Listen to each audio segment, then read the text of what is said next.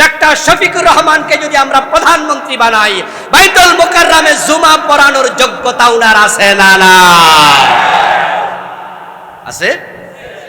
হ্যাঁ, আমরা সহ যখন এক জায়গায় নামাজ পড়ি, কেন্দ্রীয় প্রোগ্রামে যাই, বিভিন্ন জায়গায় দেখা হয়, ডাক্তার শফিক ভাইকে আমরা বলি জি আপনি নামাজ পড়ান, ওনার কি ফায়জামা নষ্ট হয়ে যায়? ওনার নষ্ট হবে না তো। এটা ইসলাম। এক নিয়ামত আল্লাহ মানুষকে বারবার দেয় না, এটা আল্লাহর একটা সুন্নাত। খুব কমই আছে এক নিয়ামত বারবার দেয়। নিয়ামতের কদর না করলে আল্লাহ নিয়ামত কেড়ে নেয়। জুলাই বিপ্লবের মাধ্যমে জালেমদেরকে আল্লাহ দেশ ছাড়া করে ইসলামওয়ালা ডানপন্থীদের হাতে ক্ষমতা দিত, যদি তারা ক্ষমতা নেওয়ার উপযুক্ত হতো। কিন্তু আবার বামেরা নিয়েছে, ডক্টর ইউনূস ক্ষমতায় থাকতে পারবে না। অলরেডি ফেব্রুয়ারিতে নির্বাচনের ঘোষণা উনি দিয়েছেন। আমরা বিশ্বাস করি ফেব্রুয়ারিতে নির্বাচন হবে। আমরা যদি মাথা তুলে আবার দাঁড়াতে না পারি, আল্লাহ নারাজ হবে। এই নিয়ামত আর আসবে না। নিয়ামতের কদর যদি করতে চান, এবারই দিন বিজয় করতে হবে। তবে যদি আপনারা বিক্রয় করেন, যদি আপনারা থেমে যান, তার বিপরীত দিকও আছে। কিছু আলেম ওলামাকে লক্ষ্য করছি আমরা যে তারা আবার তলে তলে টেম্পো চালাচ্ছে, পাগড়ি মাথায় দিয়া, টুপি মাথায় দিয়া, আবার বিভিন্ন দলের কাছে যাইয়া একটা দুইটা এমপি নিয়ে নমিনেশন পায়, এই জন্য তারা ওদিকে হাত মিলাতে যায়। ইসলাম আমাদের একা না। ইসলাম নির্দিষ্ট কোন দল তার জন্য লিখে নেয়নি। চেষ্টা আমরা করছি। এবার যদি আলেমরা এক হতে না পারে, তাহলে ওরা আলেমের কাতারে থাকবে না। যারা ইসলামী ঐক্যের বাহিরে চলে যাবে, তারা জালেম হিসেবে চিহ্নিত হয়ে যাবে।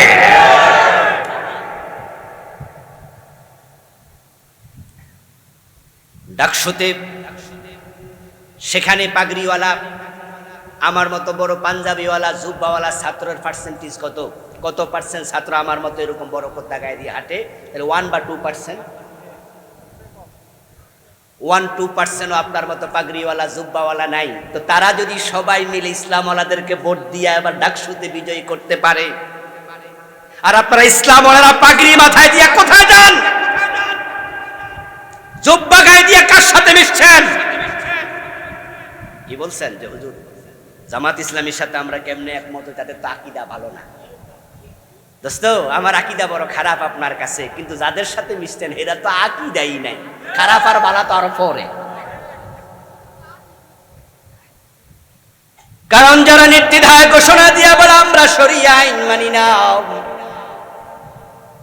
ওদের সাথে আপনারা একমত হন, তাদের সাথে বসেন, তাদের সাথে জোট হবেন, তাদের সাথে হালুয়া রুটি বাগাবাগি করে খাবেন। আর আমার আকীদায় আপনি প্রশ্ন রাখবেন। ও দোস্ত, বাস্তবতা হলো আল্লাহ হতে পারে আপনাকে বিভ্রান্ত করে দিয়েছে। নিয়ামত বারবার আসে না। যেহেতু বাংলাদেশের মুসলমানের আল্লাহ তাআলা এবার ইসলামের দিকে মনটা ঘুরিয়ে দিয়েছে, যে জাহাঙ্গীরনগর বিশ্ববিদ্যালয় জাকসু নির্বাচনে ইসলাম ওলারা জিতেছে। কল্পনা করতে পারবেন না, আমি জাহাঙ্গীরনগরের পাশে 14 বছর ছিলাম। সাভারে একটি মসজিদে জাবি থেকে মাত্র 2-3 কিলো দূরে আমি 14 বছর জুমা পড়াইছি। জাহাঙ্গীরনগরে কত শতবার গেছি তার কোনো হিসাব নেই, পাশেই তো। সেখানে ইসলামের কিচ্ছু নাই। জাহাঙ্গীরনগর যেন এক বিচ্ছিন্ন দ্বীপের নাম। ইসলামিক স্টাডিজ নামক সাবজেক্ট জাহাঙ্গীরনগর বিশ্ববিদ্যালয় নাই। ইসলামের ইতিহাস নাই, আরবি সাহিত্য নাই, মানে ইসলামের নামে তারা কিচ্ছু রাখে নাই। যে জাহাঙ্গীরনগরকে বলা হয় বামপন্থীদের হাতুর ঘর, যেখানে শুধু নামাজ পড়লে পিটাই। একবার আমি আমার মাদ্রাসা পারম গেটে, জাহাঙ্গীরনগর থেকে আপনার সাভার থেকে আমি পারম গেটে এসে ক্লাস করতাম। উঠলাম গাড়িতে, পারম গেট আসতেছি, পাশের সিটে একটা ইয়াং ছেলে বসা। কি নাম ভাই, বাড়ি কোথায়, পড়ো কোথায়? পরিচয় হলো। সে বলল যে হুজুর আমি তো জাহাঙ্গীরনগরে পড়ি। মাশাআল্লাহ, হলে থাকো? কারণ জাহাঙ্গীরনগর বিশ্ববিদ্যালয় হচ্ছে আবাসিক একটি বিশ্ববিদ্যালয়, 100% আবাসিক। তো সে বলল না হুজুর, হল আছে, হলে সিট আছে, কিন্তু হলে থাকি না। কোথায় থাকো? বলে আমি অমুক জায়গায় থাকি, মেসে থাকি। কেন? বললো হুজুর হলে গেলে পরিস্থিতি খুব খারাপ, ক্লাসমেটদের সাথে বিড়ি খাইতে বাধ্য করে। 4 জন এক রুমে থাকি, 3 জন বিড়ি খায়, আমি খাই না। এইভাবে তারা এমন অবস্থা করে যে আমাকেও খাইতে বাধ্য করে, না হয় সন্দেহ করবে তুই মনে হয় শিবির করস, তখন আবার টর্চার করে। এমন ঘটনাও ঘটে যে হলের ভিতরে ওপেন মদ পান করে। এই পরিবেশে আমার আব্বা বলছে যে না বাবা, হলে থাকিস না, সৎসঙ্গে স্বর্গবাস, অসৎ সঙ্গে। জাহাঙ্গীরনগর বিশ্ববিদ্যালয়ে 100 মেয়েকে দর্শন করেছে। দর্শন করার পরে কি করেছে? সেঞ্চুরি পালন করছে, আনন্দ করেছে, মিষ্টি বিতরণ করে সেটাকে সেলিব্রেট করেছে। এ হলো জাহাঙ্গীরনগর বিশ্ববিদ্যালয়। সেখানে এবার ইসলাম ওয়ালারা জিতেছে, এটাই প্রমাণ করে আল্লাহ বাংলার মানুষের অন্তর ইসলামের দিকে ঝুঁকাইয়া দিছে। আমরা আশাবাদ, দিন বিজয়ের জন্য আশাবাদ। কিন্তু মনে রাখবেন, নিয়ামতের কদর করতে না পারলে আল্লাহ নিয়ামত তুলে নেয়। সুযোগ সামনে আল্লাহ দিয়েছে, আছে। আমার সামনে যারা আছেন আমি সকলকে বলবো, এবারের নির্বাচনে কমপক্ষে দল ভুলে যাবেন। একটিবারের জন্য বাংলার মুসলমান দল ভুলে যাও, দল ভুলে যাও। এই 54 বছরে তোমরা ধর্মনিরপেক্ষতাবাদীদের শাসন দেখেছো, জাতীয়তাবাদীদের শাসন দেখেছো। আমাদের অনুরোধ থাকবে 5টা বছরের জন্য কোরআনের শাসন দেখো। 5 বছর অন টেস্ট কোরআনকে দেখো। এবার সুযোগ আছে, আমরা ইসলামকে বিজয় করতে চাই। ইসলাম যখন বিজয় হয়ে যাবে, তখন আজান হলে দোকান বন্ধ হবে। পর্যায়ক্রমে মানুষগুলোকে আমরা এমন ভাবে সাজাবো, তৈরি করব, তখন টিউন অফিসে জোহরের নামাজের ইমামতি টিউন সাহেব নিজে করবে।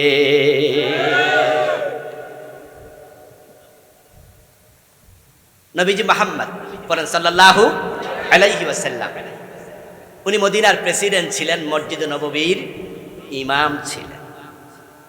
আবু বকর, ওমর, ওসমান, আলী রাদিয়াল্লাহু তাআলা আনহুম, হযরত ওমর অর্ধ পৃথিবীর প্রেসিডেন্ট, আবার মসজিদে নববীর ইমাম। কিন্তু আমরা ইসলামকে রাজনীতি থেকে আলাদা করে ফেলেছি। যখন ইসলাম থেকে রাজনীতি আলাদা হয়েছে, তখন থেকে মুসলমানের কপাল পড়ে গেছে। যিনি সমাজের ইমাম, সমাজের নেতা, তিনি মসজিদে অচল। মসজিদে তাকে ইমামতির জায়গায় দাঁড়া করাই দিলে বেটার ফাইজমা নষ্ট হয়ে যায়। সমাজ কিন্তু চালাচ্ছে, কিন্তু সে মসজিদ চালাতে পারে না। আবার মসজিদ যে চালায়, সমাজে তাকে কেউ মানে না। অথচ ইসলাম ছিল এমন, মসজিদে যে নেতা, সমাজেও সেই নেতা। ডাকসুর বর্তমান বিফি সাদিক কাইম নামাজের ইমামতি করে নাই? করে নাই? হ্যাঁ, জানাজার নামাজের ইমামতি করেছে, নরমাল নামাজের ইমামতি করেছে। আমাদের ভালো লেগেছে ঢাকা বিশ্ববিদ্যালয়ের বর্তমান যিনি ভিসি, উনি কোনো দল করে না, কিন্তু উনাকে একটা দলের ট্যাগ লাগাইছে। উনি নিজে বলেছেন যে আমি ছাত্র জীবন রাজনীতি করিনি। ভালো লেগেছে, ঢাকা ইউনিভার্সিটির ভিসি নিজে ইমামতি করে নামাজ পড়িয়েছেন। তুরস্কের প্রেসিডেন্ট এরদোগানের নাম শুনেছেন? ইমামতি করেন। ওমর ছিলেন সেরকম, ওসমান ছিলেন সেরকম, আলী ছিলেন ওই রকম, ও হযরতে আপনার আবু বকর ছিলেন সেরকম। আমরা তো এমন নেতা চাই। প্রিয় ভাইরা, দিন যখন বিজয় হয়ে যাবে, হিন্দু, বৌদ্ধ, ইহুদি, খ্রিস্টান, বাংলার 20 কোটি মুসলমান আমরা যারা আছি, আমরা ঘরের দরজা খুলে ঘুমাবো, কোনো ঘরে চোর ঢুকবে না, ইসলামের আইন চালু হবে। তখন দারিদ্র বিমোচিত হবে, রাষ্ট্র জাকাত তুলে ঘরে ঘরে পৌঁছাবে, গরিব আর থাকবে না, চুরিও করবে না। আর যদি স্বভাবে কেউ চুরি করে, হাত কাটার আইন চালু হবে। একটা হাত কাটা চোর দেখে 100 চোর তারের মতো সোজা হয়ে যাবে। الذين إن مكناهم في الأرض أقاموا الصلاة وآتوا الزكاة وأمروا بالمعروف ونهوا عن المنكر। سبحان الله পড়েন। আল্লাহ তাআলা বলেন, যখন কোনো ভূখণ্ডে আমি মুসলমানদেরকে দায়িত্ব দেব, নেতৃত্ব দেব, মুসলিম রাষ্ট্রপ্রধানকে আমি 4টা দায়িত্ব দেব। কয়টা? 1 নাম্বার, আকামুস সালাহ, নামাজ কায়েম করবে। ওয়া আতাউজ যাকাত, যাকাত আদায় করবে, যাকাত আদায় করবে, যাকাত মানুষের ঘরে ঘরে পৌঁছাবে। আমারু বিল মারুফ, সৎ কাজের আদেশ করবে। ওয়া নাহাউ আনিল মুনকার, অন্যায় দেখবে যেখানে রাষ্ট্র প্রতিরোধ করবে সেখানে। ইসলাম যদি বিজয় হয়ে যায়, तमाम বাংলাকে আমরা 6 মাসের ভিতরে মাদক মুক্ত করে দেব। কোনো মাদক বাংলার সীমানায় থাকবে না। কিছুক্ষণ আগে বলেছি যে জাহাঙ্গীরনগর বিশ্ববিদ্যালয়, ওই যে আমার ছোট্ট ভাইটি আমার পাশের সিটে বসে বলল যে বিড়ি খাইতে বাধ্য করে, ওফেন মদ খায়, না খাইলে শিবির মনে করে পিটায়, এজন্য হলে থাকি না, যেখানে ধর্ষণের সেঞ্চুরি পালন করা হয়েছিল। কিন্তু ইসলামপন্থীরা যখন জাকসু নির্বাচনে বিজয়ী হলো, 2-3 দিন পরে তারা ঘোষণা করলো জাহাঙ্গীরনগরের বিশ্ববিদ্যালয়ের সকল মাদককে নিষিদ্ধ করা হলো।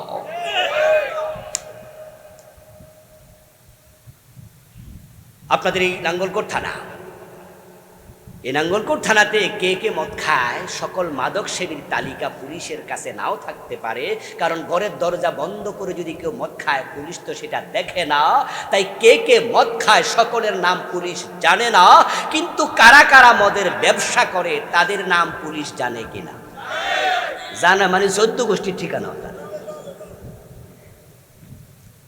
মাদক ব্যবসায়ী যারা আছে, এই যে ফেন্সিডিল, বলুন তো ফেন্সিডিল কি বাংলাদেশে উৎপাদন হয়? সবটা ইন্ডিয়া থেকে আসে। এই যে আপনারা ইয়াবা ট্যাবলেট নাম শুনেছেন, ইয়াবা কি বাংলাদেশে উৎপাদন হয়? সবটা মায়ানমার থেকে আসে, অন্যান্য দেশ থেকেও কিছু আসে। এই যে মদের বড় বড় বোতল দেখা যায় বিভিন্ন জায়গায়, শপিং মলে, শাহজালাল আপনার আন্তর্জাতিক বিমানবন্দরে মদের দোকান আছে, বড় মদের দোকান দেখেছেন আপনারা, ভিতরে আছে ডিউটি ফ্রি শপ, মদের এক একটা বোতল এত বড় উঁচু। এই মদগুলি বাংলাদেশে জন্ম হয়? কল সাপ দিলে কি মদ বের হবে? এই জন্য পুলিশের কাছে কারা মাদক ব্যবসায়ী তাদের ঠিকানা আছে, তালিকা আছে। আগামী নির্বাচন ইসলাম যদি নাঙ্গলকোটে বিজয়ী হয়ে যায়, আপনাদের ইসলামওয়ালা এমপি ওসি সাহেবের সাথে বসবেন, বসে বলবেন, ওসি সাহেব, রাষ্ট্রের পক্ষ থেকে আমরা আপনাকে জানাই এই নাঙ্গলকোটের সীমানায় যেন কোনো মাদক পাওয়া না যায়, ফেন্সিডিল না থাকে, ইয়াবা না থাকে, কোনো মাদক না থাকে। যারা ব্যবসা করে সকলকে নোটিশ দিয়ে দেন, যদি মদ বিক্রি করছো ধরা পড়ো, খবর আছে, মদ পান করলে 80 বেত লাগানো হবে, আইন হয়ে গেছে। আর পুলিশ যদি অভিযান চালায়, মাদক বন্ধ করতে 6 মাসও লাগবে না, 1 মাসে মাদক বন্ধ হয়ে যাবে।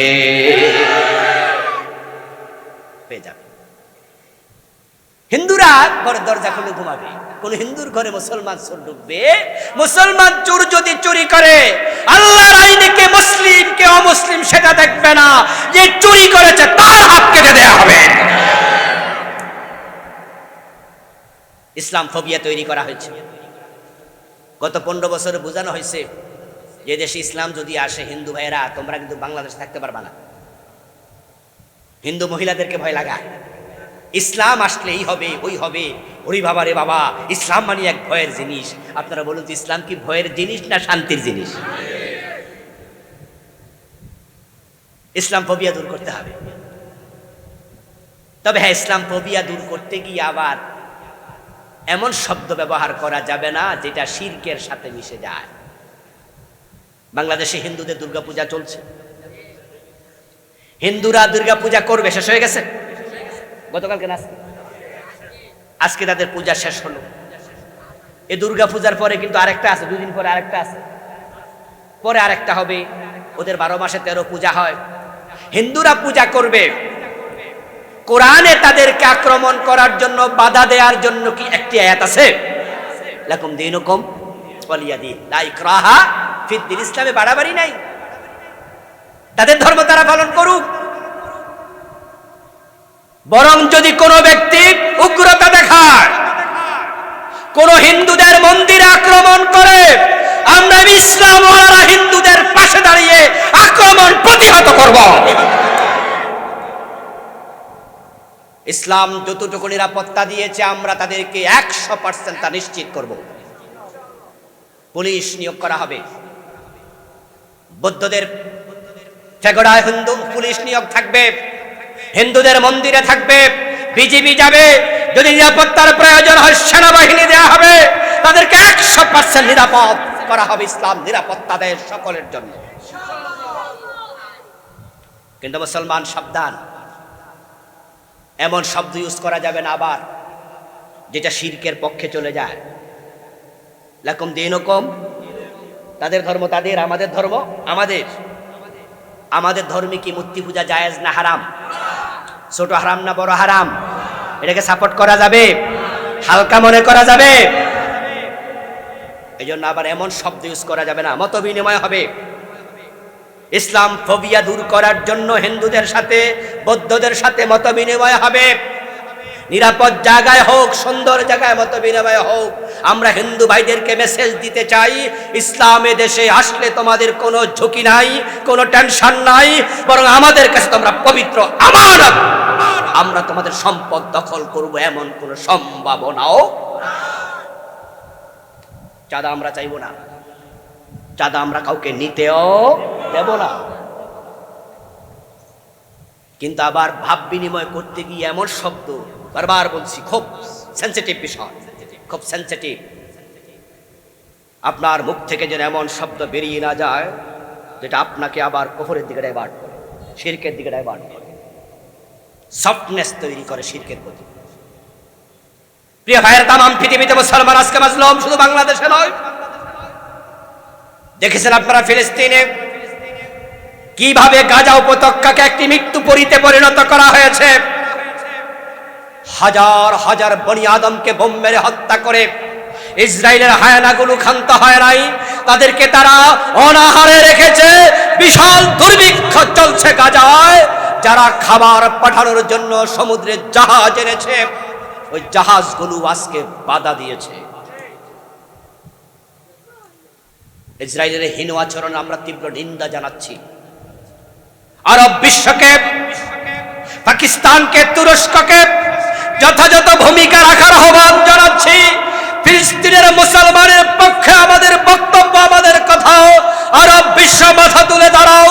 প্রয়োজন যদি হয় পাকিস্তানকে বলবো পরমাণু অস্ত্রের ভয় দেখাও, তুরস্ককে বলবো শক্তিশালী সেনাবাহিনীকে কাজে লাগাও। 200 কোটি মুসলমান যদি মাথা তুলে দাঁড়াতে পারে, ইসরায়েল সহ তামাম আমেরিকা, পারস্য যারা আছে সবাই মুখ থুবড়ে পড়তে আবার বাধ্য হবে।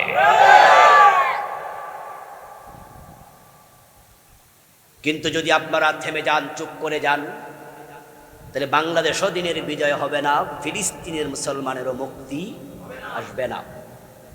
এজন্য আমরা বাংলার জমিনে দিনকে বিজয়ী করার জন্য আগামীতে যা করা দরকার তাই করব। সময় অপেক্ষা করছে। ঘরে ঘরে ইসলামের আহ্বান নিয়ে চলে যেতে হবে। মায়েদেরকে বলছি, বোনদেরকে বলছি, ইসলামের পক্ষে সবাই নেমে যান। একটা বিপ্লব বাংলাদেশকে আমরা দেখা দিতে চাই। বিশেষ করে আলেমদের খেদমতে আবার অনুরোধ রাখছি, আলেমরা এক হলে জালেমরা লেজ তুলে পালিয়ে যাবে। আগামীর নির্বাচনে, আগামীর এই সংসদ নির্বাচনে আমরা দল মত ভুলে গিয়ে সকলে মিলে কোরআনের পক্ষে দাঁড়াতে চাই। কথায় কথায় হুমকি দেয়, ধমকি দেয়, করবে সে করবে। এবং কয়েকদিন আগেও আপনারা দেখেছেন আমেরিকার প্রেসিডেন্ট ডোনাল্ড ট্রাম্প, সে বিনা কারণে, বিনা প্রয়োজনে অযথা সে রাতের বেলায় ইরানে বোম্বিং শুরু করেছে। ঝগড়া লাগছিল নাকি ভাই? মনে আছে না? এই যে কয়দিন আগে লাগছিল কেডা? আর ইরান। কিন্তু ডোনাল্ড ট্রাম্প মাঝখানে এসে কটা বোম ফালাই দিয়ে গেছে। মানে ফাও ফাও, এক রাত ফালাই পরের রাত না, আর নাই, আমি আর করবো না। এত ক্ষমতা তাদের, তাম পৃথিবীকে নিয়ে তারা দাবার গুটির মতো খেলা করে, মনে যা চায় তাই করতে চায় আমেরিকা। আল্লাহ বলে, ছোট্ট করোনা দিয়ে আমি বুঝাইলাম, আমি যারে ধরি ঠেকানোর ক্ষমতা আমেরিকারও নেই। আল্লাহ যদি করোনাটা নিজে তুলে না নিতেন, তা দুনিয়ার মানুষ তার মোকাবেলা করার কোনো ক্ষমতা তাদের ছিল না। আল্লাহর সামনে কেউ দাঁড়াতে পারে না, এটা আল্লাহ বুঝায়। তা আদম সুমারি এটাও সহ্য হয় নাই, আদমের নামও ভালো লাগে না। আল্লামা সাইদির মতো লোকটারে ভালো লাগে না, উনাকে 11-12টা বছর জেলখানায় রেখে দিয়েছে, ঠিক না? 13 বছর জেলখানার সাইড দেয়ালের ভিতরে রাখছে। ওনার সাথে দেখা করার জন্য আমি জেলখানায় গিয়েছিলাম, আলহামদুলিল্লাহ। 14-15 মিনিট হুজুর আমাকে শুধু সময় দিয়েছে। ওনার সন্তানদের সাথে গিয়েছিলাম, পরিবারের লোকদের সাথে। উনাকে 13টা বছর জেলখানায় রেখেও তাদের জিজ্ঞাসা মিটে নাই। শেষ পর্যন্ত সুস্থ মানুষটাকে হাসপাতালে এনে বিষ দিয়ে হত্যা করেছে। পয়জনিং করে হত্যা করেছে। উনি আসলে অসুস্থ ছিলেন না। উনি নামছেন না, গাড়ি থেকে নামছে, দেখেন না আপনারা, নেমে কি সুন্দর করে সালাম দিছে, আসসালামু আলাইকুম, আপনারা কেমন আছেন, এভাবে জিজ্ঞেস করে নাই। উনার অসুস্থতার কোনো লক্ষণ দেখা গেছিল? উনি জেলে এসেছেন শুনেই তখন উনার বড় সন্তান, এখন যে শামীম সাইদি ভাই, তিনি আমেরিকায় ছিলেন, উনি আসতে পারেননি। মাসুদ ভাই ঢাকার বাহিরে ছিলেন, তিনিও আসতে পারেননি। তৃতীয় জন, এখন মূলত চতুর্থ জন। প্রথম জন তো মারা গেছে, বুলবুল সাইদি ভাই। ছোট জনের নাম নাসিম সাইদি। নাসিম ভাই বাবা আসছে হাসপাতালে, এটা শুনে ভোরে ভোরে তিনি সকাল সকাল তিনি চলে আসছিলেন পিজি হাসপাতালে। হুজুরের মৃত্যুর আগে লাশ দেখাইছে, জীবিত ছেলেকে, অসুস্থ বাবা, তারাই বলছে অসুস্থ, তারাই বলছে চিকিৎসার জন্য আসছি। ছেলে গেছে, বাহিরে দাঁড় করায় রাখছে, বাবার সাথে একটা কথা বলতে তারা দেয় নাই। আমার বন্ধু, শেষ পর্যন্ত আল্লামা সাইদিকে তাদের পছন্দ হয় নাই, ভালো লাগে নাই। আল্লামা সাইদিকে এলিমিনেশন করে দিল। আদমের নাম ভালো লাগে নাই, আদম শুমারি বাদ দিয়া জনশুমারি করলো। ইসলাম ভালো লাগে না, কোরআন ভালো লাগে না, তাই কোরআনের পক্ষে হেফাজত জামাত যত আলেম আছে তাদেরকে বুকে গুলি চালাইল। যারা যেখানে পারছে ফাঁসি দিছে, গুলি দিছে। আল্লাহর সামনে দাঁড়াইয়া টিকতে পারে না কেউ। 92% মুসলমান এই আজ জনশুমারিতে এখন বোঝা গেল। আগে ছিল 85, পরে হয়েছে 90, পরে হয়েছে এবারের আদমশুমারিতে কত? মুসলিম 92। তো ওরা যখন ইসলামের বিপক্ষে দাঁড়াইছে, আল্লাহ তাআলা জুলাই আন্দোলনের মাধ্যমে, জুলাই বিপ্লবের মাধ্যমে তাদেরকে এমন ভাবে বাংলাদেশ থেকে এলিমিনেশন করে দিছে, এখন তাদের নাম নেয়ার সাহস কারো নাই, ঠিক কিনা? কেউ নামটা নিতে পারে না। আচ্ছা, এবার আমি আসি আমার আসল জায়গায়, যেখান থেকে শুরু করছিলাম। দিন বিজয়ের কথা আছে সূরাতুস সফের 9 নম্বর আয়াতে। 54 বছরের বাংলাদেশ, 92% মুসলমান। আপনাদের কাছে আমার জিজ্ঞাসা, এই দেশে কি দিন একদিনের জন্য বিজয়ী ছিল? 54টি বছর এদেশে ইসলাম পরাজিত, অথচ আমরা সংখ্যায় শতকরা 92%। এটা মুসলমান হিসাবে আমাদের জন্য সম্মানের নাকি লজ্জা? যারা চুপ করে আছেন তাদের মনে লজ্জা লাগে না?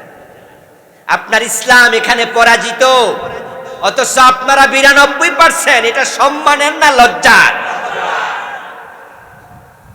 আখেরাতে যদি আল্লাহ তাআলা আপনাকে আমাকে প্রশ্ন করে যে তোমরা তো 92% ছিলা, আমার দিন সেখানে পরাজিত ছিল কেন?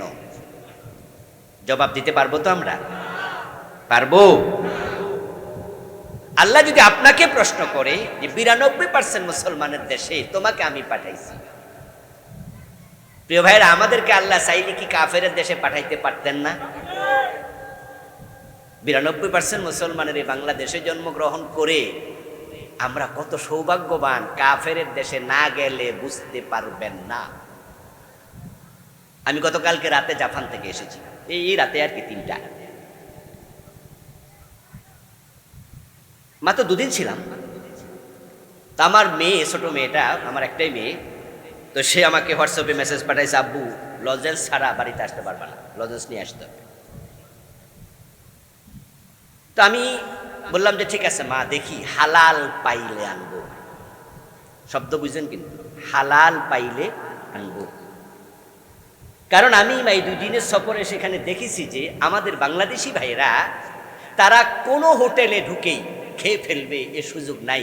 বলে হুজুর হালাল খুঁজতে 5 মাইল 7 মাইল 10 মাইল দূরেও হোটেলে যাওয়া লাগে, এই 10 মাইলের ভিতরে হালাল কোনো খাবারের হোটেল?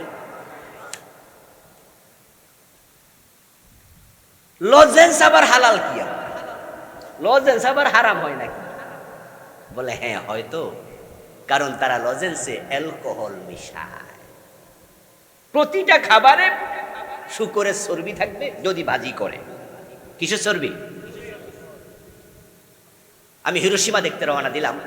হিরোশিমার নাম শুনেছেন? ওই যে 1945 যে বিশ্বযুদ্ধ হলো, ওখানে যে বোমা ফেলছে, একদিনে 1,40,000 এক সময়ের ভিতরে। ওই হিরোশিমা দেখার জন্য রওনা দিয়ে ট্রেন স্টেশনে ক্ষুধা লাগছে। তা আমার সঙ্গীকে বললাম, ভাই কিছু একটা খাওয়ান, স্যান্ডউইচ ম্যান্ডুইচ। পরে বলতেছে, হুজুর খাবেন তো বুঝলাম, কিন্তু হালাল কিনা। কিভাবে বুঝবেন? প্যাকেট নিয়ে মোবাইলে অ্যাপ আছে, ছবি তুলে তারপরে অ্যাপের সাথে লাগাইলে সেখানে জাপানিজ ভাষা লেখা, তারপরে সেখানে লেখা উঠবে হালাল, অথবা লেখা উঠবে নো অ্যালকোহল ইত্যাদি।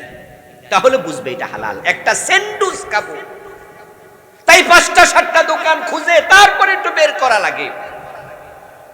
জুমার নামাজ পড়ার জন্য 30 মাইল 50 মাইল দূরে যাওয়া লাগে গাড়ি ড্রাইভ করে, কারণ জুমার মসজিদ নাই।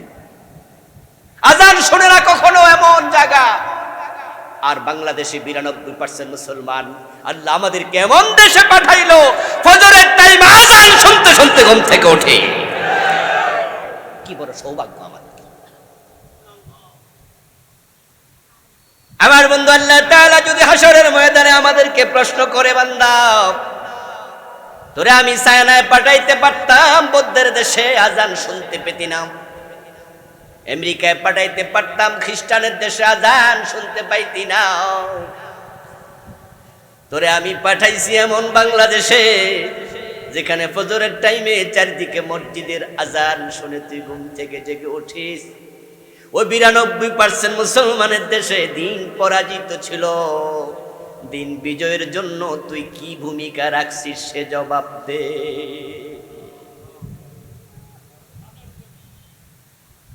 দিন বিজয়ের জন্য আমাদের চেষ্টা ছিল কিনা, এটাকে আল্লাহর কাছে জবাব দিতে হবে না? আমরা তো দিন বিজয়ের ওয়াজ করলে আপনাদের কেউ কেউ বলেন যে হুজুররা আইয়ে শুধু রাজনীতি শুরু করে। ভাই আপনি বলেন, বলার সুযোগ আল্লাহ আপনাকে মুখ দিছে, আপনি বলেন। এ দিন বিজয় আপনার কাছে রাজনীতি, আমার কাছে এটা ঈমানের দাবি। আপনার মতো এমপি হই কানাডায় বেগম পাড়ায় বাড়ি কেনার জন্য আমি রাজনীতির কথা বলি না। দেশের টাকা আত্মসাৎ করে বিদেশে বাড়ি বানাবো, গাড়ি বানাবে জন্য আমি রাজনীতির কথা বলি না। আমার রাজনীতির উদ্দেশ্য হচ্ছে কোরআন যদি বিজয় হয়, ইসলাম যদি বিজয় হয়, তাহলে মানুষ আল্লাহর দ্বীন মেনে সহজে জান্নাত পেয়ে যাবে। আমার রাজনীতি দুনিয়ার জন্য নয়, পেটের জন্য নয়, ধান্দাবাজির জন্য নয়। বাংলাদেশের একজন বড় আলহামদুলিল্লাহ বর্তমানে রাজনীতিবিদ, বাংলাদেশের সব মানুষ যার এখন আকর্ষণের মূল জায়গা, ডক্টর শফিকুর রহমান, উনি বলেছেন যে আমার দলে যদি এমপি হয় তার কোনো সম্পদ বাড়বে না। তাহলে বোঝা গেল আমাদের রাজনীতি আপনার মতো না। আপনি তো সম্পদের জন্য, ক্ষমতা মানি টাকা, চাঁদাবাজি করবে, টেন্ডারবাজি করবে,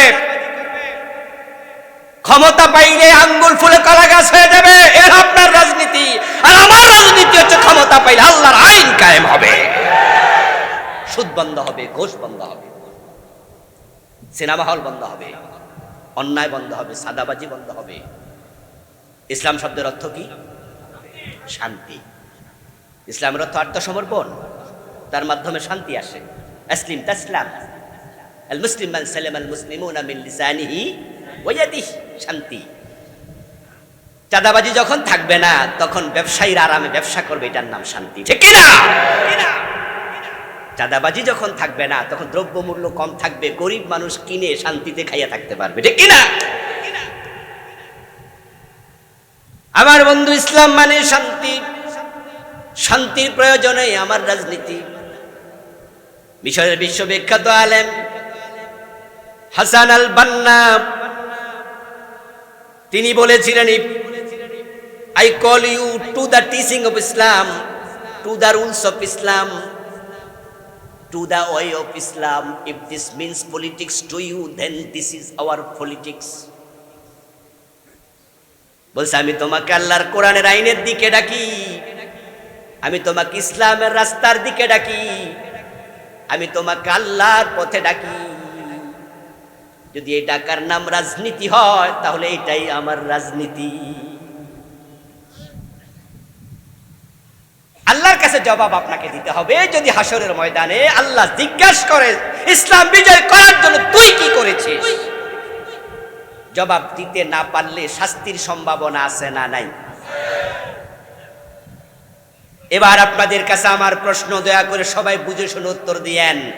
জাহান্নাম থেকে বাঁচার প্রয়োজনে, শাস্তি থেকে বাঁচার প্রয়োজনে ইসলাম বিজয়ের চেষ্টা করা সব মুসলমানের দরকার আছে না নাই? আমরা দিন বিজয়ের চেষ্টা করছি, অন্য কিছু না। আপনাদের পাশের থানা আমার 14 গ্রাম, আমি 14 গ্রামের মানুষ। 5 বছর আমাদের একজন এমপি ছিলেন, ডাক্তার সৈয়দ আব্দুল্লাহ মোহাম্মদ। গত মাসে তিনি নালগড়ের নাম শুনছেন? নালগড়ে তিনি একটি ছোট্ট সভা করছিলেন, পথসভা, কোথাও যাওয়া আসার পথে। আমি আসি নাই, আমি ফেসবুকে ওনার আলোচনা শুনেছি। উনি বলেছিলেন যে আমি এখানে 5 বছর এমপি ছিলাম, এই 5 বছরে আমি আমার জন্য, উনি নিজের জন্য কারো থেকে অথবা সরকারের কোষাগার থেকে অন্যায়ভাবে আমি চাঁদা তুলে চাইয়া অন্যায় করে 1 টাকা খাই নাই।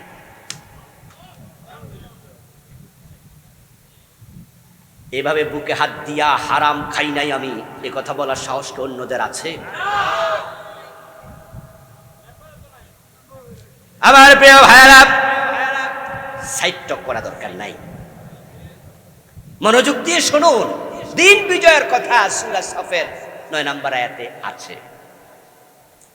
আল্লাহ তাআলা সূরা সফের 9 নম্বর আয়াতে প্রিয় নবী মুহাম্মদুর রাসূলুল্লাহ সাল্লাল্লাহু আলাইহি ওয়াসাল্লামকে পৃথিবীতে পাঠিয়েছেন কেন, সেটাই তিনি এখানে বলেছেন। আমার নবীকে পৃথিবীতে পাঠানোর উদ্দেশ্যই হচ্ছে তিনি এই জমিনে আল্লাহর দ্বীনের বিজয় করবেন। হুয়াল্লাযী আরসালা রাসূলাহু বিল হুদা ওয়া দীনিল হক লিইয়ুযহিরাহু আলাদ দীনি কুল্লিহি। তিনি আল্লাহ, যিনি তার রাসূলকে কোরআন এবং ইসলাম, হুদা মানি কোরআন, দ্বীনে হক মানি ইসলাম, আমি হুদা দিয়ে, দ্বীনে হক ইসলাম দিয়ে আমি আল্লাহ আমার রাসূলকে পাঠাইছি। লিইয়ুযহিরাহু আলাদ দীনি কুল্লিহি, তিনি দুনিয়ায় যত আইন আছে, যত ধর্ম আছে, মানুষের বানানো রীতিনীতি আছে, সবগুলোর উপরে ইসলামকে তিনি বিজয়ী করে দেবেন। এটাই হলো দুনিয়াতে নবী প্রেরণের উদ্দেশ্য। নবীজি মুহাম্মদকে আল্লাহ দ্বীন বিজয়ের জন্য পাঠাইছে। এখন উম্মত হিসাবে ওই দায়িত্ব আমাদের কাঁধে আছে না নাই? কোন নবী কি পৃথিবীতে আর আসবেন? কোন সম্ভাবনা আছে? তাহলে নবীজির পরে ইসলামকে কারা প্যাট্রোনাইজ করবে? এই দিন বিজয়ের কাজ কারা চলমান রাখবে? আকাশ থেকে ফেরেশতা আসবে? ওই সমুদ্র থেকে, মরুভূমি থেকে জিনেরা আসবে? সে দায়িত্ব কাদের? আমরা যারা উম্মত, এটা আমাদের দায়িত্ব। নবীজি সাল্লাল্লাহু আলাইহি ওয়াসাল্লাম যে কাজ করেছেন, উম্মত সে কাজ করবে। নবীজি যা বলেছেন উম্মত ঠিক সেটাই বলবে। নবীজি যখন যা করেছেন, যেভাবে করেছেন, প্রতিটা শব্দ ভালো করে বুঝুন। যখন করেছেন আমরা তখন করব, যেভাবে করেছেন আমরা সেভাবে করব। তিনি ঠিক যে সিস্টেম ফলো করেছেন আমরা সেই সিস্টেম ফলো করব। নবীকে কদমে কদমে, পায়ে পায়ে অনুসরণ করা তার উম্মতের দায়িত্ব। নবীজিকে অনুসরণ করা উম্মতের জন্য নফল না ফরজ? ফরজে কিফায়া না ফরজে আইন।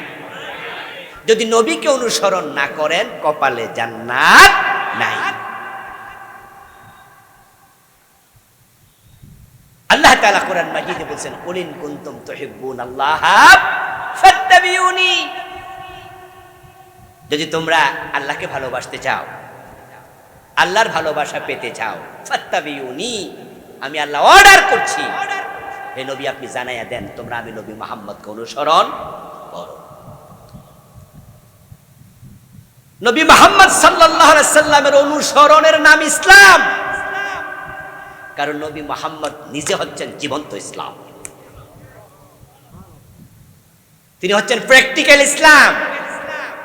তার কথা ইসলাম, তার কাজ ইসলাম, তিনি নিজে ইসলাম। তার চরিত্রই মানে ইসলাম, তার কর্মই মানে ইসলাম।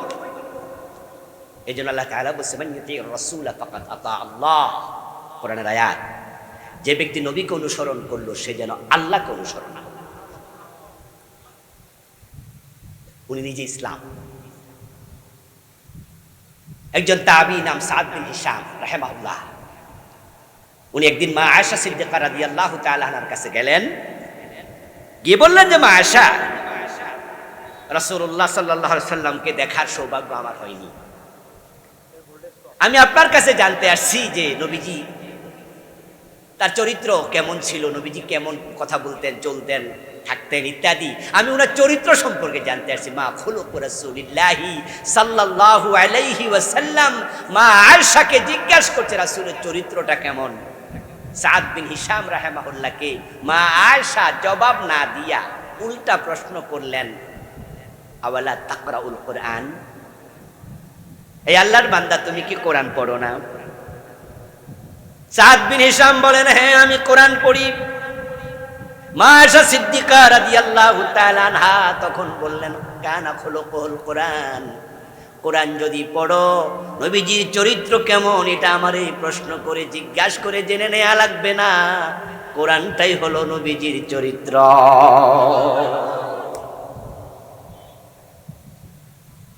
নবীজিকে আল্লাহ তাআলা দুনিয়ায় পাঠাইলেন কেন? উদ্দেশ্য দিনের বিজয়। এবার আপনাদের কাছে আমার প্রশ্ন, যারা জবাব জানেন তারা একটু বলিয়েন, নবীজি যখন দুনিয়া থেকে বিদায় নেন তখন কি দিন কি পরাজিত রেখে গেছেন না বিজয়ী? মাশাআল্লাহ, আবার বলেন পরাজিত না বিজয়ী? আমার রাসূল বলেছেন, ইসলাম ইয়ালু ওয়া লা ইউলা আলাইহি, ইসলাম বিজয়ী হতে এসেছে, পরাজিত হতে নয়। কাফেররা বাধা দিয়েছে, কাফেররা প্রলোভন দেখিয়েছে, কাফেররা আপনার লোভনীয় প্রস্তাব দিয়েছে, ঘর থেকে বের হতে পারবে না, ফাল পা ভেঙে দেব, পাথর মেরেছে, দাঁত ভেঙে দিয়েছে, তায়েফে রক্তাক্ত করেছে। মক্কায় প্রলোভন দেখিয়েছিল, তুমি কি চাও? সুন্দরী মেয়ে চাও, বিয়ে করিয়ে দেব।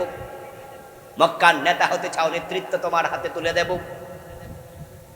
কম্প্রোমাইজের প্রস্তাব দিয়েছে, কিছুদিন তুমি আমাদের ধর্ম মানো, কিছুদিন আমরা তোমার ধর্ম মানব। এত কিছুর পরেও নবীজি কি থেমে গেছেন না কাজ চালায়া গেছেন? তারা তখন সিদ্ধান্ত নিয়েছে এত শক্ত যে আব্দুল্লাহর বেটা মুহাম্মদকে শেষ করে দিতে হবে। তাই মক্কার সকল গোত্র থেকে শক্তিশালী যুবকদেরকে একসাথ করে সকলের হাতে একটি করে তলোয়ার দিয়ে তারা ঘোষণা করেছে, আগামীকাল সকাল বেলায় প্রভাতে যখন মুহাম্মদ ইবনে আব্দুল্লাহ ঘুম থেকে উঠবে তখন ঘরের দরজায় ফেলে সবাই মিলে তাকে এমন ভাবে তরবারি দিয়ে হত্যা করবে, কতটা আঘাত করেছে যেন গুনতে না পারে। একজন মানুষকে হত্যা করার জন্য কি কয়েকশো লোক লাগে? কয়েকশো তলোয়ার লাগে? মক্কার লোকদের কতটা জঘন্য সিদ্ধান্ত ছিল, টুকরা টুকরা হয়ে যাবে। আমার বন্ধু, আল্লাহর ইশারায় প্রিয় নবীজি সাল্লাল্লাহু আলাইহি ওয়াসাল্লাম তিনি মক্কা থেকে মদিনায় হিজরত করে চলে গেলেন। কাফেররা ঘরের চারপাশে পাহারা দিল, কিন্তু রাখে আল্লাহ, মারে কে? নবীজিকে আল্লাহ তাআলা নিরাপদে সসম্মানে মদিনায় নিয়ে গেলেন।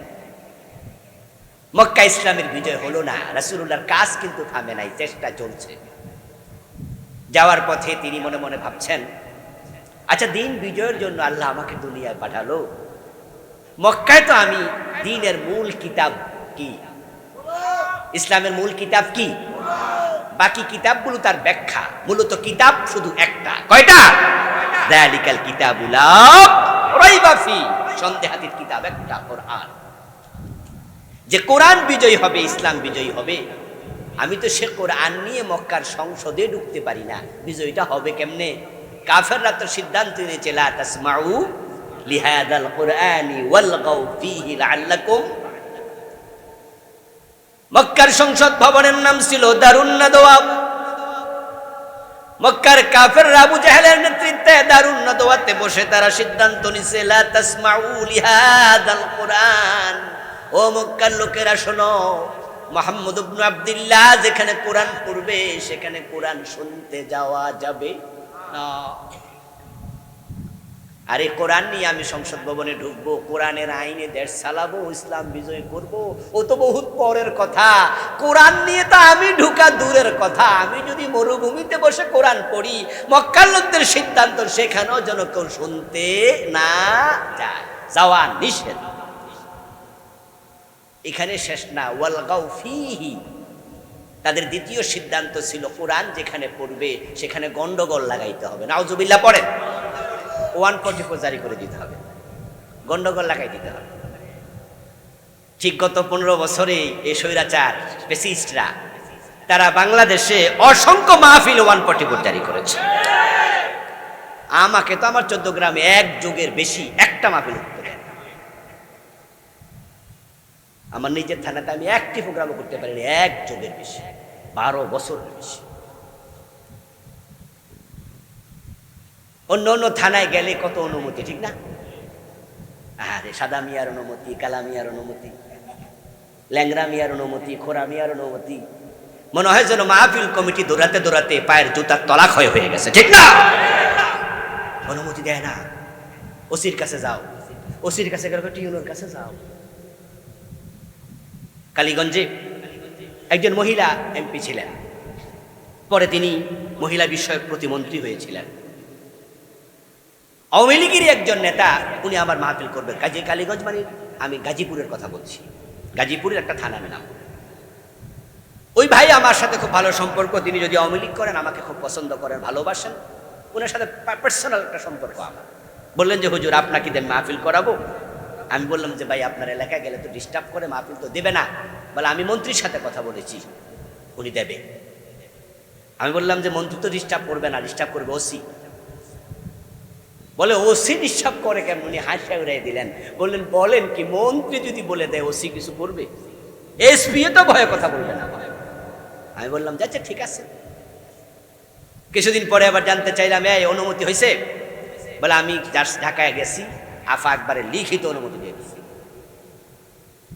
আমি তো খুশি, মাশাআল্লাহ, তাহলে মাহফিলটা হয়ে যাবে। মাহফিলের আগের দিন ফোন দিয়ে বলো হুজুর আফা অনুমতি দিয়েছে, কিন্তু ওসি সাহেব ফোন দিয়ে বলে যে না মাহফিল হবে না, বক্তা পাল্টাও। আমি তখন বললাম তাহলে কি আপনি আফার থেকে যখন অনুমতি আনেন তখন কি বক্তা আমার নাম দেন নাই? দিছি মানে কইছি, দিছি যে উনি। তাহলে ওসি সাহস হয় থেকে যে ওসি বলবে বক্তা পাল্টাও? আসলে ব্যাপারটা এখানে না, ব্যাপারটা হলো আপনাকে অনুমতি দিছে, আবার মোবাইলের ওসিকে কইয়াও দিছে। সুরকে কয় চুরি কর, গৃহস্থরে কয় সজাগ থাকো। আমার বন্ধু সারা দেশে কত শত শত মাহফিল তারা বন্ধ করে দিয়েছে, কোরআনের কথা বলতে দেয় নাই। আলহামদুলিল্লাহ, গত জুলাই আন্দোলনের পরে গত সিজন আমরা মাহফিল করলাম। এই একটা বছরে 6-7 মাস মাহফিল হয়েছে তামাম বাংলাদেশে। ইউনূস সরকারের আমলে একটা মাহফিলও বন্ধ হয় নাই।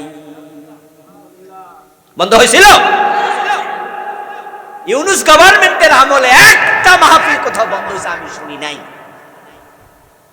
তাহলে এবার আপনাদের বিবেকের কাছে আমার প্রশ্ন, আগের মাহফিল কি নিজে নিজে বন্ধ হয়েছে না সরকার বন্ধ করছে? ঠিক আবু জেহেলরাই সিদ্ধান্ত নিয়েছিল ওয়ালগাউ ফি, গন্ডগোল লাগাও। নবীজি হিজরতের পথে মনে মনে ভাবেন আমি যদি মদিনায় চলে যাই হিজরত করে, আবার সেখানে গিয়ে দেখি মদিনার সংসদে আরেক আবু জেহেল বসে আছে, কোরআন নিয়ে ঢুকতে দেয় না, কোরআনের কথা বলতে দেয় না আমাকে, তাহলে হিজরত করে কোনো লাভ নেই। নবীজি যখন মনে মনে ভাবছেন যে হিজরত করে কি লাভ হবে যদি সেখানে কোরআন নিয়ে ঢুকতে না পারি, সংসদ থেকে আইন পাশ হয়। আইন পাশ করায় কি কর্মীরা না নেতারা? কথা বোঝে না, বোঝেন তো আমার? আচ্ছা, আইন পাশ করা সাধারণ মানুষ না নেতারা? তো নেতারা কি তাদের আইন বানানোর জন্য নির্ধারিত ঘর বানায় না? এক এক দেশে এক এক নাম। আমেরিকারটার নাম হোয়াইট হাউস, বাংলাদেশেরটার নাম জাতীয় সংসদ, আরেক দেশেরটার নাম 10 নং ডাইনিং স্ট্রিট। এক এক দেশে আইন প্রণয়নের এক এক ঘর, এক এক নাম। মক্কারটার নাম ছিল দারুন নাদুয়া। এই যে আমরা এখানে আজকে মানুষ আছি, এখানে আলহামদুলিল্লাহ হাজারের উপরে লোক আছি আমরা, এখানে 10,000 লোকও যদি থাকতো, আমরা সবাই মিলা একটা বিষয়ে একমত হইয়া সবাই মিলে হা বললে আসলে কি কোনো আইন হবে? কিন্তু সংসদে 151 জন হা বললে কি হয়? আইন হয়। নবীজি ভাবছেন কোরআন নিয়ে যদি মদিনার সংসদে ঢুকতে না পারি, হিজরত করে লাভ কি? মানুষের অন্তরের খবর সবচেয়ে বেশি জানেন কে? আল্লাহ নবীজিকে সাথে সাথে কোরআনের একটি আয়াত নাজিল করে দোয়া শিখাইয়া দিলেন, নবী আপনি আমার কাছে ক্ষমতা চেয়ে দোয়া করেন, ওয়াকুর রাব্বি আদখিলনি মুদখালা সিদকিন ওয়া আখরিজনি মুখরাজা সিদকিন ওয়াজআলনি মিন লাদুনকা সুলতানান নাসীরা। হে আল্লাহ, যথাযথভাবে তুমি আমাকে মক্কা থেকে বের করে মদিনায় নিয়ে যাও। হে আল্লাহ, তোমার পক্ষ থেকে আমাকে রাষ্ট্রের সাহায্য দাও। সুলতানান নাসীরা, সাহায্যকারী রাষ্ট্র শক্তি দাও। হে নবী, এই দোয়া আপনি আমার কাছে করেন। নবীজিকে দোয়াটা শিখাইছে কে? প্রিয় ভাইরা কথা বলেন, দোয়া শিখাইছে কে? সেই দোয়া আল্লাহর কোরআনে এখনো আছে না নাই? রাষ্ট্র ক্ষমতা চাওয়ার জন্য নবীজিকে দোয়া শিখাইছে কে? তো রাষ্ট্র ক্ষমতা চাওয়া দরকার আছে না নাই? নবীজি আল্লাহর কাছে রাষ্ট্র ক্ষমতা চাইয়া দোয়া করলেন। কোরআনের মাঝে আছে রব্বির হামহুমা কামা রব্বায়ানি সগীরা। এই দোয়াটা আমাদেরকে কে শিখাইছে? আচ্ছা, এই দোয়াটা করেন নাই এমন এখানে কি একজন আছেন? তো আল্লাহ ওই দোয়াও শিখাইছে, ওইটাও শিখাইছে। ওয়াজআলনি মিন লাদুনকা সুলতানান নাসীরা, এটাও শিখাইছে। রাব্বির হামহুমা কামা রব্বায়ানি সগীরা, এটাও শিখাইছে। তো ওয়াজআলনি মিন লাদুনকা সুলতানান নাসীরা, হে আল্লাহ তুমি বাংলাদেশ ইসলামী রাষ্ট্র দাও, বাংলাদেশে দিনকে বিজয় করে দাও, ইসলামের বিজয় আমি দেখে যেন মরতে পারি সে তৌফিক দাও। এই দোয়াটা সবাই করা দরকার আছে না নাই?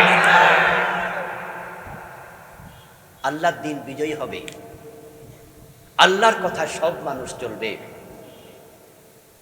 কাতিলুহুম হাত্তা লা তাকুনা ফিতনাহ ওয়া ইয়াকুনা আদ-দীনু কুল্লুহু লিল্লাহ।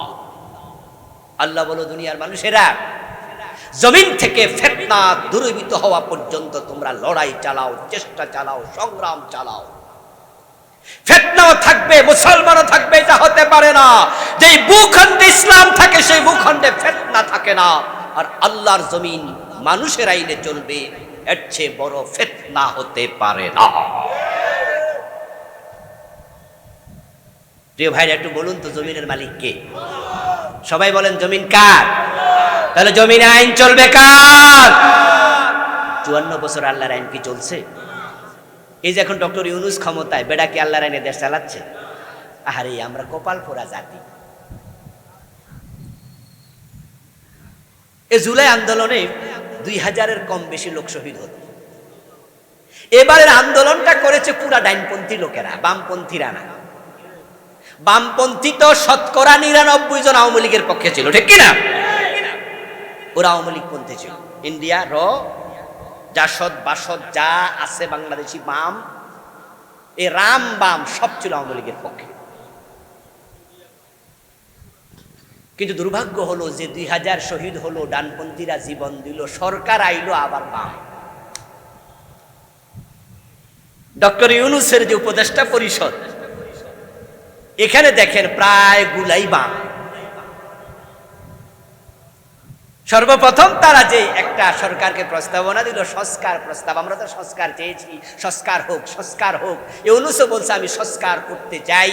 সর্বপ্রথম নারী কমিশনের সংস্কার পত্র জমা দিল, আর নারী নীতি সংস্কারের মাঝে দিয়ে দিল যারা পতিতা তাদেরকে যৌনকর্মীর স্বীকৃতি দিতে হবে।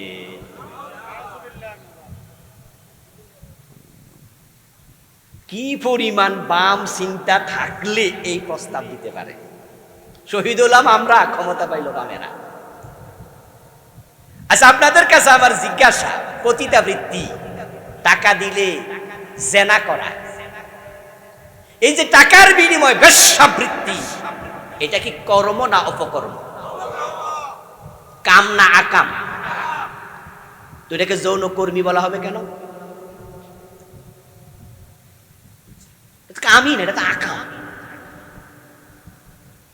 আপনারা এখানে যারা পুরুষ আছেন, যাদের পৌরুষ আছে, ব্যক্তিত্ব আছে, বলুন তো, আপনার বিছানায় বাড়িতে গিয়ে যদি আপনি আপনার পর পুরুষকে, আপনার চাচাতো ভাই, খালতো ভাই, কাউকে আপনার স্ত্রীর বিছানায় পান একসাথে, ওই স্ত্রীকে নিয়ে সংসার করবেন না, তালাক দেবেন।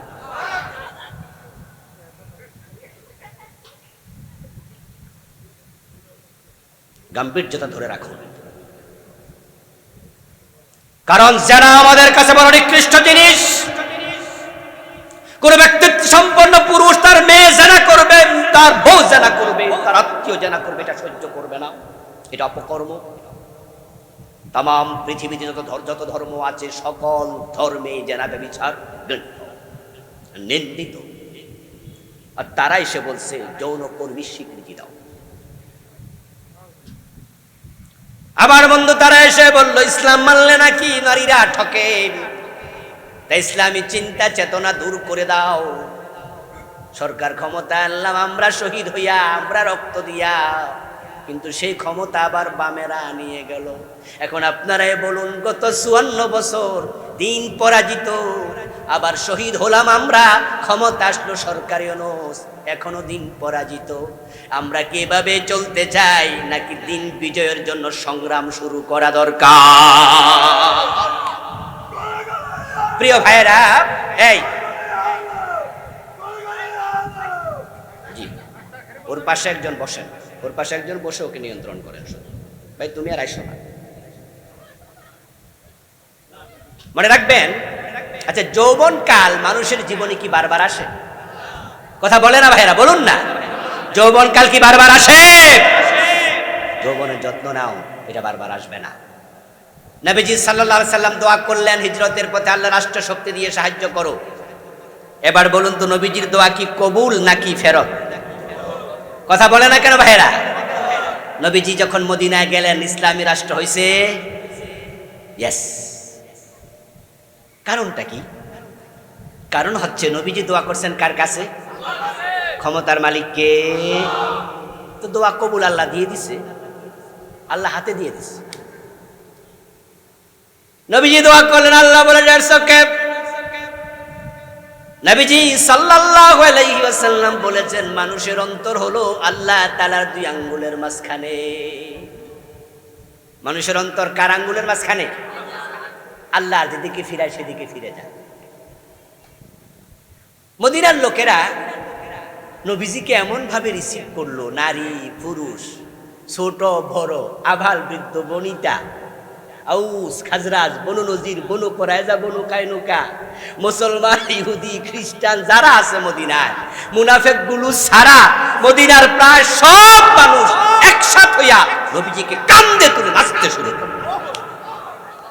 তালাল বদরু আলাইনা মিন সানিয়াতিল বিদা ওয়াজাবা শুকরু আলাইনা মাদা লিল্লাহি। তারা গান গাইতে শুরু করলো, তালাল বদরু আলাইনা। তারা বললেন যে আমাদের মদিনাতে পূর্ণিমার চাঁদ এসেছে। সুবহানাল্লাহ পড়েন না ভাইরা? কমার মানে চাঁদ, আর বাদার মানে পূর্ণিমার চাঁদ। তালাল বদরু আলাইনা, আমাদের মদিনায় পূর্ণিমার চাঁদ আসছে। তারা সবাই মিলে নবীজি সাল্লাল্লাহু আলাইহি সাল্লামকে তারা একসাথে একমত হয়ে বললেন যে এখন থেকে মদিনার প্রেসিডেন্ট মুহাম্মদুর রাসূলুল্লাহ সাল্লাল্লাহু আলাইহি ওয়াসাল্লাম। নবীজি দোয়া করছেন, দোয়া কবুল। বাংলাদেশও দোয়া কবুল হওয়ার পথে। আমরা কিছু লোক আল্লাহর কাছে দোয়া করছি অহর্নিশ। এই দোয়া করতে করতে আল্লামা সাঈদী শাহাদাত বরণ করলেন। কত মাহফিলে তিনি বারবার বলতেন, আল্লাহ তোমার দিন বিজয় না দেখায় আমার মৃত্যু দিও না। প্রিয় ভাইরা, এই দোয়া করার কারণে, এই কাজে থাকার কারণে আমাদের কত প্রিয় নেতাকে শাহাদাত বরণ করতে হয়েছে। আমরা অপেক্ষা করছি দোয়া কবুলের, তবে আমরা লক্ষ্য করছি দোয়া কবুলের সম্ভাবনা দেখা দিয়েছে। ডাকসু এবং জাকসু তার প্রমাণ। বাংলার মুসলমানের অন্তরকে যে আল্লাহ ইসলামের দিকে আবার একটু ফিরাইয়া দিছে, আমরা কিন্তু কিছু লক্ষণ পাচ্ছি।